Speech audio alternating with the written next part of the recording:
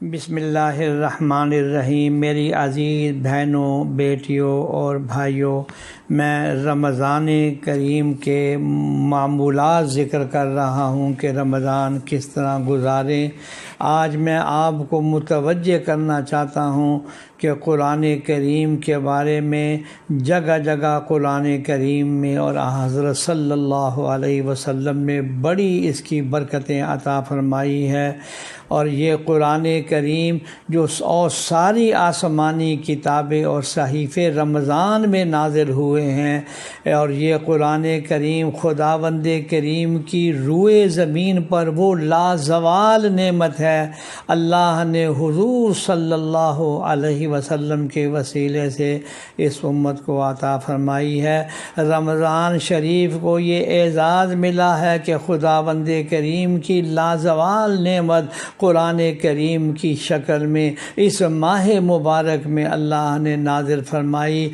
حضرت صلی اللہ علیہ وسلم ہر رمضان میں حضرت جبرائیل علیہ السلام سے قرآن کریم کا دور فرمایا کرتے تھے، یعنی حضرت جبرائیل سے سنتے بھی تھے اور حضرت صلی اللہ علیہ وسلم سناتے بھی تھے۔ اللہ اکبر، وہ کیسا منظر ہوگا۔ میری بہنوں اور بیٹیوں، ذرا تصور کیجئے، یقین کیجئے کہ قرآن کریم کے ہر حرف پر کم از کم 10 نے کیا، اور رمضان شریف میں 70 کے ساتھ ضرب دیجئے۔ مثلا سورہ اخلاص کے جس کو احادیث میں تہائی قرآن کے برابر ثواب قرار دیا ہے، 10 مرتبہ سورہ اخلاص کی تلاوت سے جنت میں ایک مکان تیار ہو جاتا ہے، اور 12 مرتبہ سورہ اخلاص کی تلاوت سے 4 قرآن کا ثواب حاصل کر سکتے ہیں۔ میں نے گھڑی دیکھ کر حساب لگایا کہ 1 منٹ میں بمائے بسم اللہ کے 12 مرتبہ سورہ اخلاص پڑھی جا سکتی ہے۔ اسی طرح ایک ماہ میں 120 قرآن کریم اور ایک سال میں 1440 قرآن کریم کا ثواب، اور رمضان کے مہینے میں اس کو 70 سے ضرب دے کر نیکیوں کے انبار اکٹھے کیے جا سکتے ہیں۔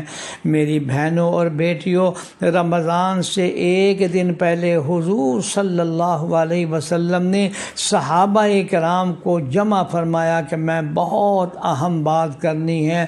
اس کے بعد فرمایا کہ رمضان برکتوں والا، مغفرت والا، بخشش والا مہینہ آیا ہے، لیکن خصوصیت سے سبق یہ دیا کہ 4 باتوں کا بڑا اہتمام کرنا ہے۔ فرمایا سب سے پہلی بات یہ ہے کہ رمضان کریم کے اندر کلمہ طیبہ کثرت سے پڑھنا ہے، لا الہ الا اللہ محمد الرسول اللہ۔ اس سے پتہ چلتا ہے کہ رمضان میں کلمہ طیبہ کی کثرت سے قلب پر یہ ایسا نقش ہو جائے گا کہ موت کے وقت شیطان اپنی پوری طاقت سے گمراہ کر رہا ہوگا، اور آسانی سے یہ کلمہ موت کے وقت اس کو نصیب ہوگا، جو رمضان میں کثرت کے ساتھ، یعنی کم از کم 100 مرتبہ ایک تسبیح تو کلمہ طیبہ کی پڑھیں، اور ہمت ہو تو 500 مرتبہ پڑھ لیا جائے، اور حسن خاتمہ کی ایک عظیم دولت مل جائے گی۔ اور اسی طرح یہ ایک مسلمان کی سب سے بڑی کامیابی ہے۔ روزے کا دوسرا سبق جو حضرت صلی اللہ علیہ وسلم نے فرمایا ہے وہ یہ ہے کہ رمضان میں درود شریف جو ہے وہ کثرت سے پڑھا جائے۔ یہ بہترین وسیلہ ہے ہمیں حضرت صلی اللہ علیہ وسلم کی سفارش لینے کا۔ ذرا تصور کریں کہ حضرت صلی اللہ علیہ وسلم فرماتے ہیں درود شریف پڑھنے والے پر 10 رحمتیں نازل ہوتی ہیں، 10 درجات بلند ہوتے ہیں، گناہ معاف ہوتے ہیں، گناہوں کی مغفرت کا عظیم سبب ہے، اور قبولیت دعا کا بہترین وسیلہ ہے۔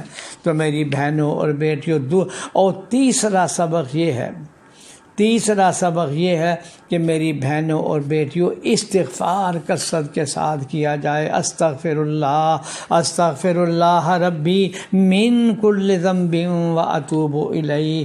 اور پھر حضرت صلی اللہ علیہ وسلم نے فرمایا اللہ سے جنت رو رو کر مانگا کرو اور جہنم سے رو رو کر پناہ مانگا کریں. یہ وہ اعمال ہیں جو حضرت صلی اللہ علیہ وسلم نے تلقین فرمائے ہیں. میری بہنوں میری بیٹیوں ان کی قدر کریں. اللہ ہم سب کو عمل کی توفیق عطا فرمائے. آمین یا رب العالمین.